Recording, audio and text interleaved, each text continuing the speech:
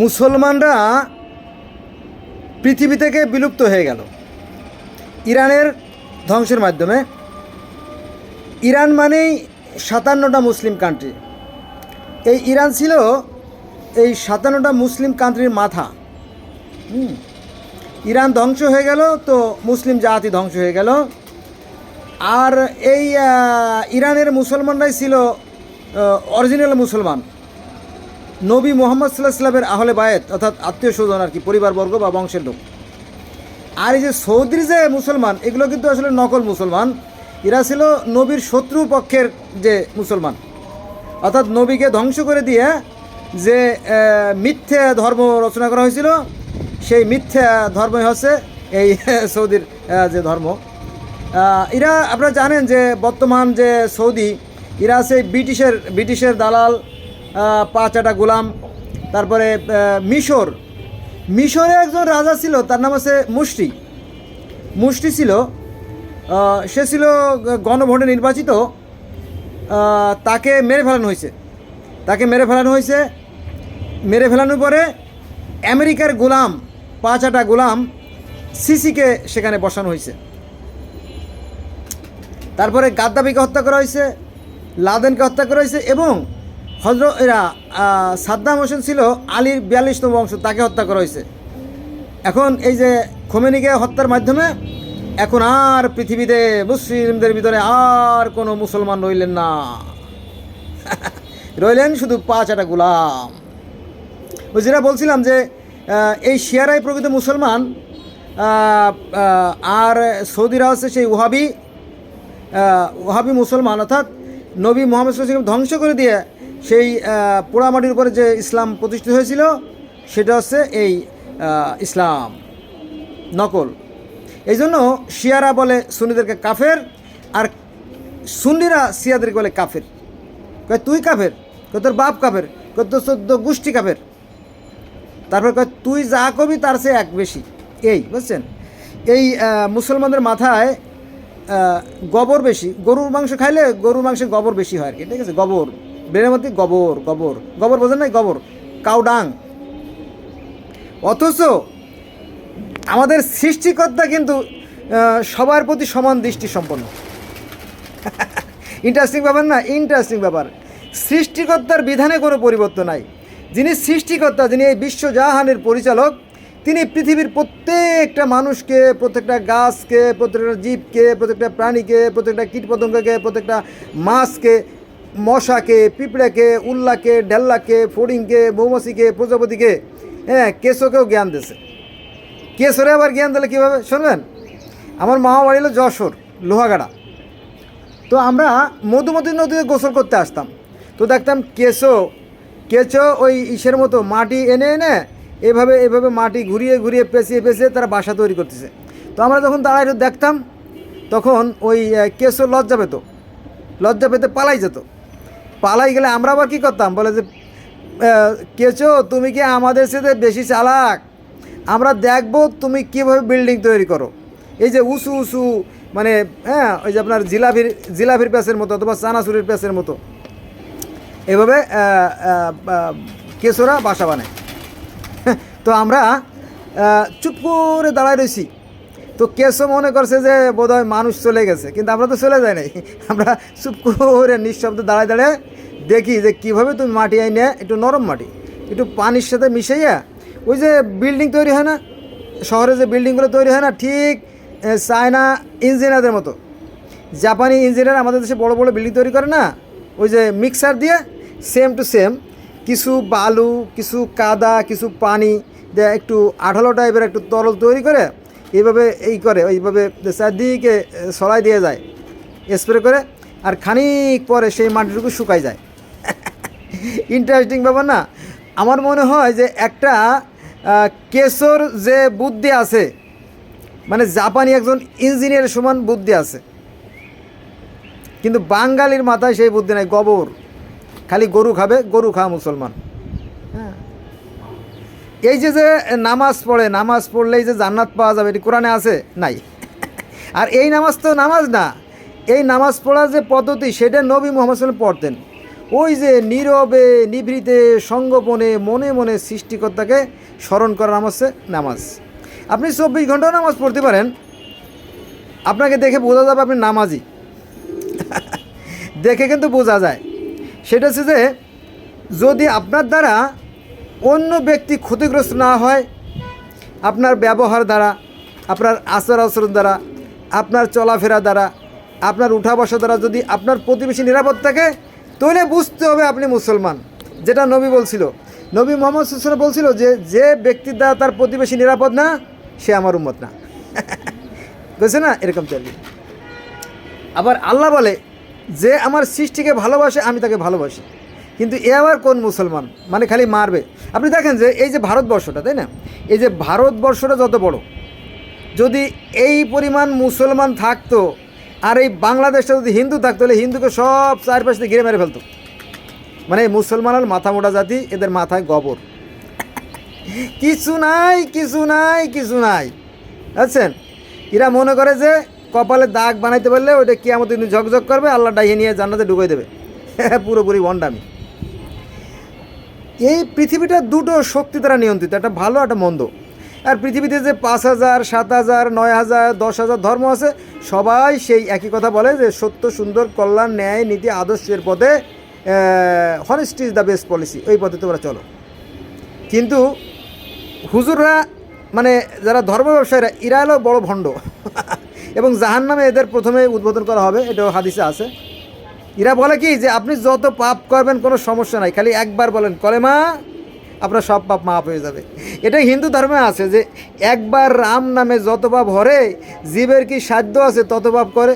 যে তুমি যত পাপ করো কোনো সমস্যা নাই, খালি ঠাকুরের কাছে এসে একটা বেয়াল ভোড়া দাও, একটা ডাব দাও, সমস্ত পাপ মারা করবো। এটা ভণ্ডামি, ধর্মের নামে ভণ্ডামি। আবার ইহুদিদের মধ্যেও ভণ্ড আছে, তারা বলে যে তোমাকে আমি একটা জান্নাতের টিকিট দিচ্ছি, তুমি মারা গেলে জান্নাতে চলে যাবা। এগুলো ভণ্ডামি। তার মানে এই ধর্মটা হচ্ছে ভণ্ডামি, ধর্মটা হচ্ছে ভণ্ডামি। এই ধর্মটা মূলত মানুষের সাথে মানুষের হিংসা, মানুষের সাথে বিদ্বেষ, মানুষের সাথে ঘৃণা থেকে সৃষ্টি হয়। হ্যাঁ, এক ধর্মের লোক আরেক ধর্মের লোকরা কয় কাফের, কয় তুই কাফের, কয় তোর বাপ কাফের, কয় তোর 14 গোষ্ঠী কাফের। এই হলো হিংসা, বিদ্বেষ, ঘৃণা থেকে ধর্মের সৃষ্টি। এই ধর্ম মানুষের মধ্যে বিভেদ সৃষ্টি করে, হিংসা, বিদ্বেষ, ঘৃণা সৃষ্টি করে, ঠিক আছে। কিন্তু আসলে একটা ধর্ম আছে, সেটা হচ্ছে কি মানবতা।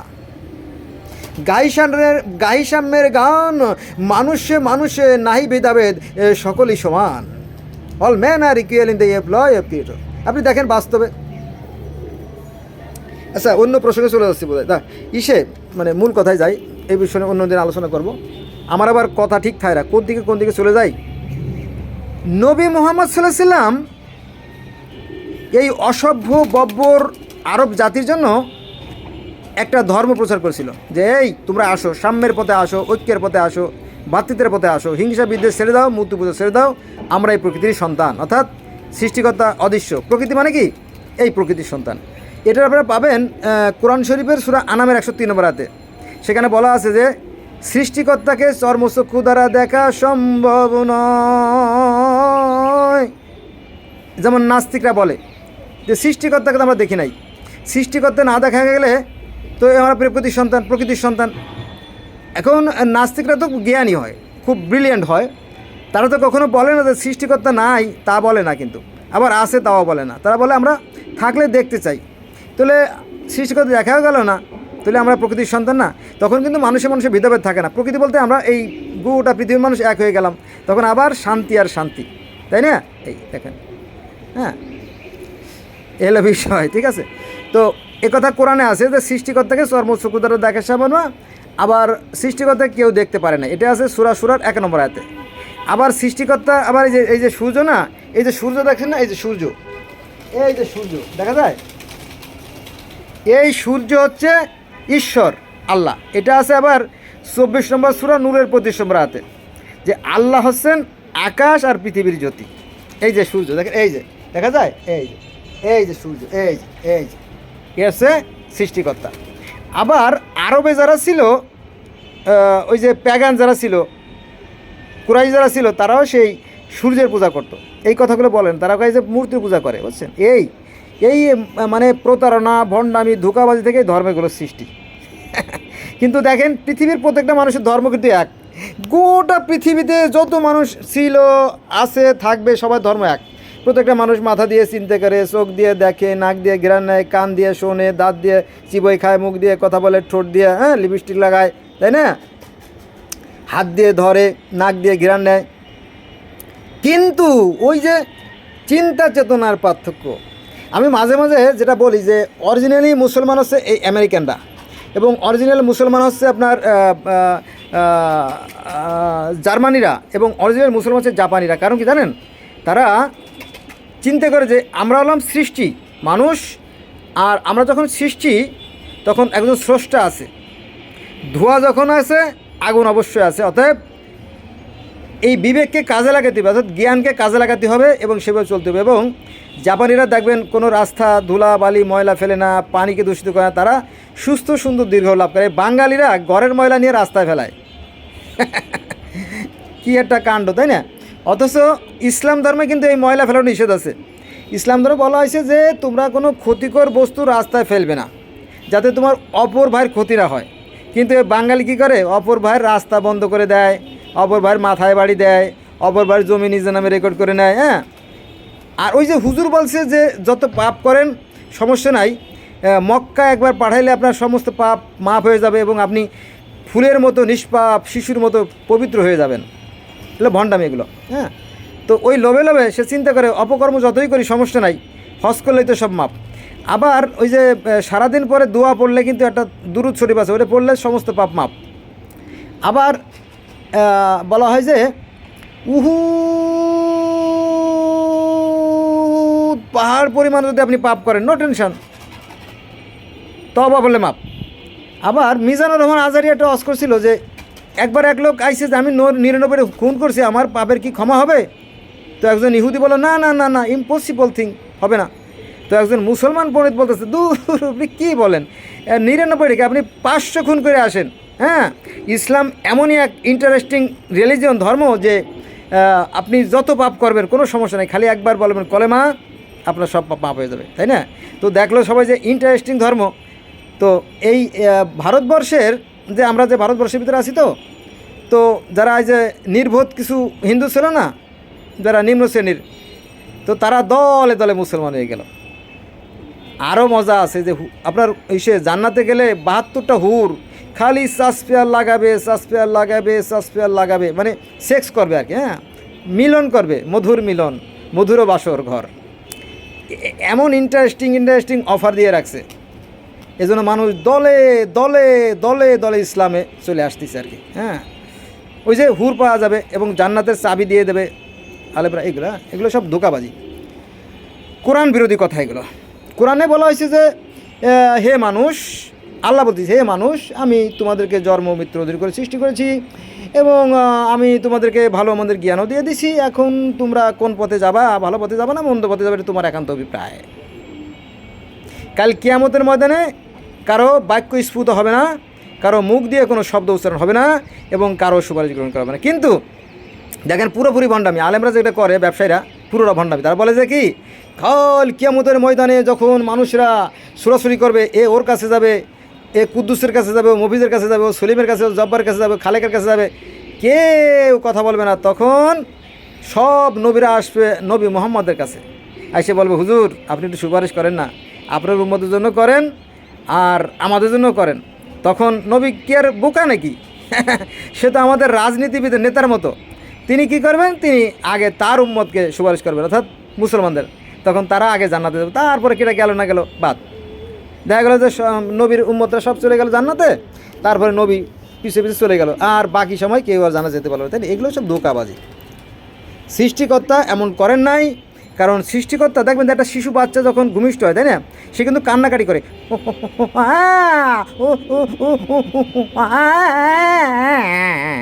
কারণ কান্নাকাটি কেন জানেন? কারণ সে ছিল কমপক্ষে 98°C তাপমাত্রার ভিতরে, তাই না?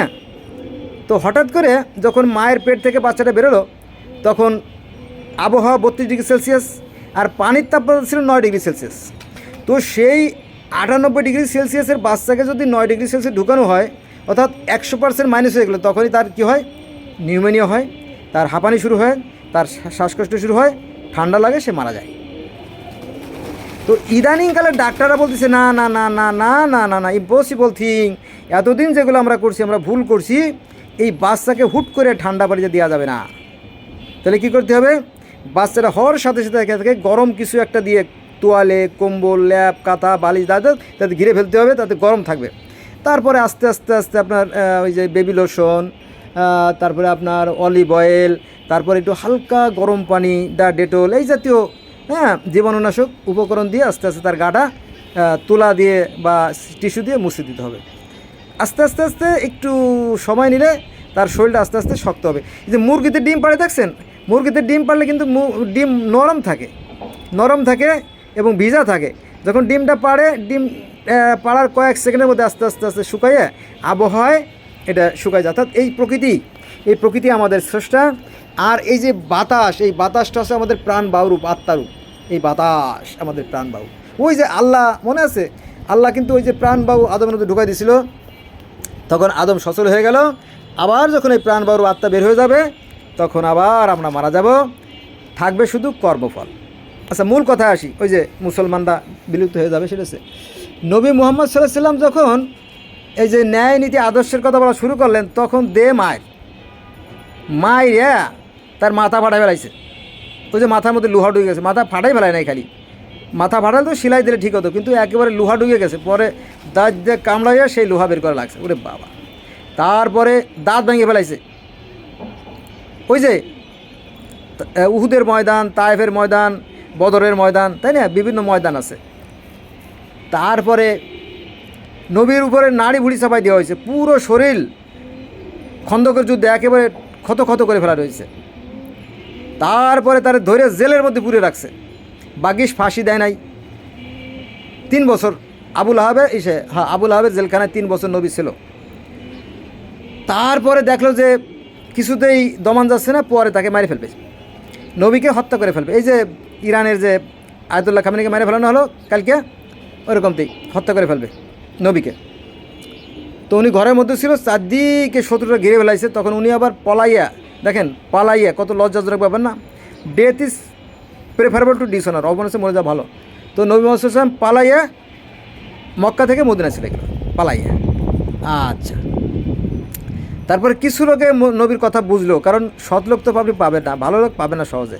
নবী মুহাম্মদ বলো, দেখো মানুষেরা, যদি আমরা সবাই সৎ হই, তাহলে আমাদের সমাজটা হবে সুন্দর। আর আমরা সেই এক স্রষ্টা সৃষ্টি, তোমরা এই মূর্তি পূজা বাদ দাও, চলো আমরা এক ঈশ্বরের মিলে যাই। তখন সত্যি তাই। তো নবীর কিছু অনুসারী হলো।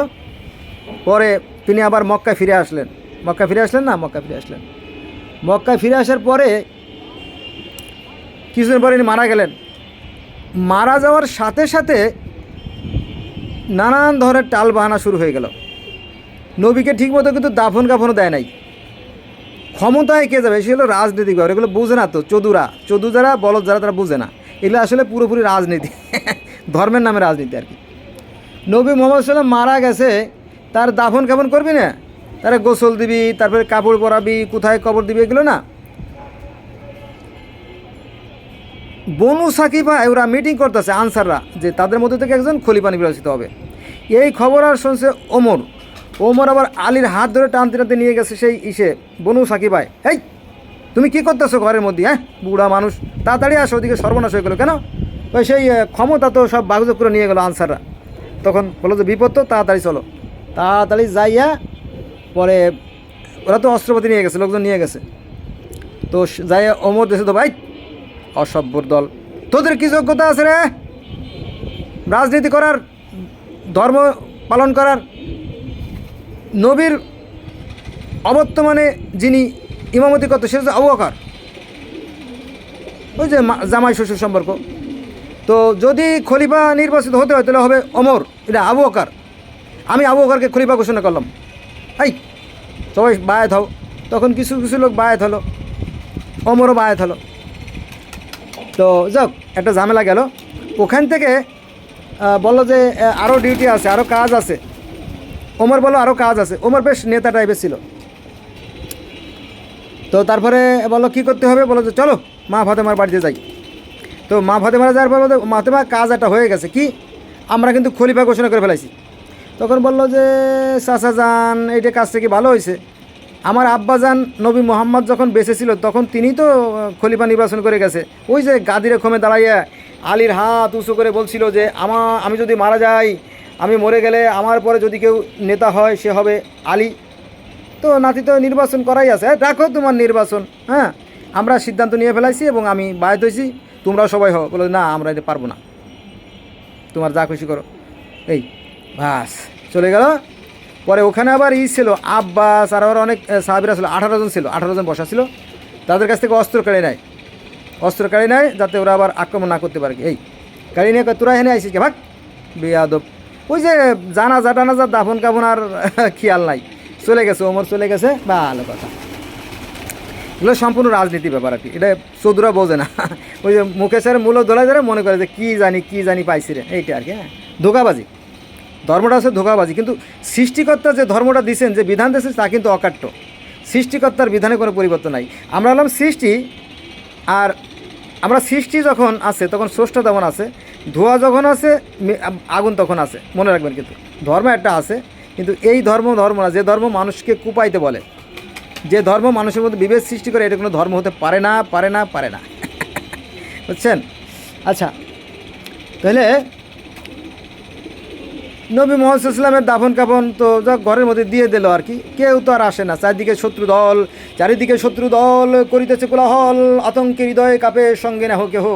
তো নবীর তো আর কেউ নাই, ছেলে নাই, তাহলে কেটা দাফন কাফন করবে, তাই না? এই মাইয়া যা পারছে হ্যান ত্যান, এই আর কি।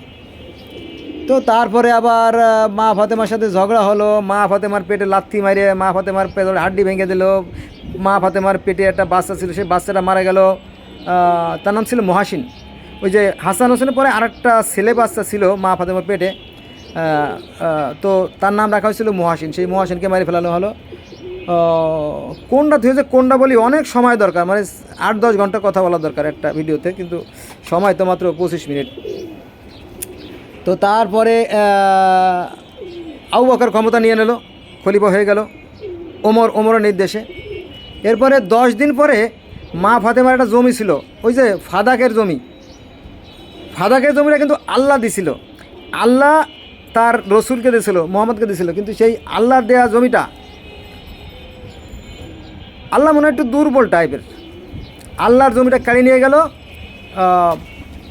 আবু বকর প্রথমে। 10 দিন পরে আবু বকর চিন্তা করলো যে না, এটা ঠিক হয় নাই, মা ফাতেমার জমিটা নিয়ে আসলাম আমরা, তাহলে খাবে কি, এই জমিটা ফেরত দিয়ে দেওয়া উচিত। তখন একটা দলিল তৈরি করলো, এই জমি মা ফাতেমার প্রাপ্য। এই দলিলে যখন করছে তখন আবার ওমর আবার সেই দলিল ছিঁড়ে ফেলাইছে। একটু কথা বলে নয়, আবার ভিডিও যদি অফ হয়ে যায়। এই ওমরের সাথে আবার আলীর দ্বন্দ্বকে জানান, ওই যে একটা সূরা নূরে একটা ঘটনা আছে, কোরআন শরীফে সূরা নূরে একটা ঘটনা আছে, যে একটা যুদ্ধ থেকে, বনু কুরাইজার যুদ্ধ থেকে নবী ফিরে আসার সময় আয়েশা পিছিয়ে পড়ে গেছিল এবং অন্য সাহাবীদের সাথে তার শারীরিক সম্পর্ক ছিল, এরকম একটা গুঞ্জব রটছিল। মানে কেউ বলছিল যে নবী মুহাম্মদ তো বুড়ো হয়ে গেছে, আয়েশার যৌন চাহিদা মেটাতে পারে না, অন্য সাহাবীদের সাথে শারীরিক সম্পর্ক, এইরকম একটা কথা উঠছিল। তখন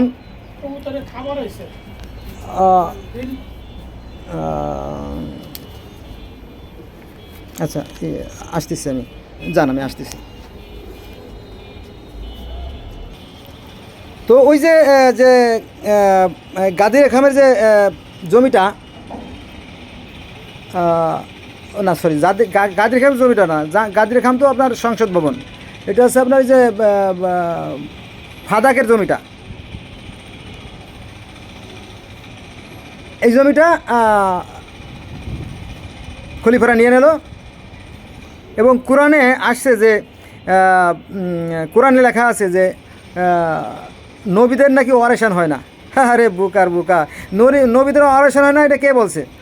নবীর রক্তেই তো মা ফাতেমার তৈরি, তাই না?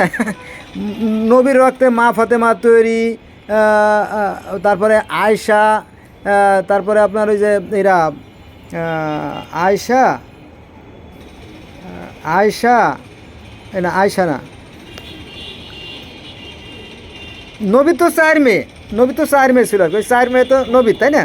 তো 4 মেয়েকে একজনের জমি দেওয়া হয় নাই, ভাগ দেওয়া হয় নাই, জমি কেড়ে নেওয়া হয়েছে। এবং কোরআনে লাগছে যে নবীদের নাকি অপারেশন হয় না, কেমন কথা তাই না? এটা ঈশ্বর বিরোধী কথা বলা হয়েছে না? আমরা জানি, আমরা সবাই জানি, পৃথিবীর সবাই জানি যে মা ফাতেমা হচ্ছে নবীর রক্তে তৈরি সন্তান, তাই না? এখন অপারেশন হয় না কে বলছে? তার অপারেশন তো আছে, তো তারপরে অপারেশন হয় না। তো এই অপারেশনদেরকে সব মারি ফেলানো হয়েছে। আয়েশাকে মা ফাতেমাকে হত্যা করা হলো, তারপরে হাসানকে হত্যা করা হলো, হোসেনকে হত্যা করা হলো, আলীকে হত্যা করা হলো, আলীর 81,000 সৈন্যকে হত্যা করা হলো, আয়েশাকে হত্যা করা, আয়েশার ভাইকে হত্যা করা হলো, তারপরে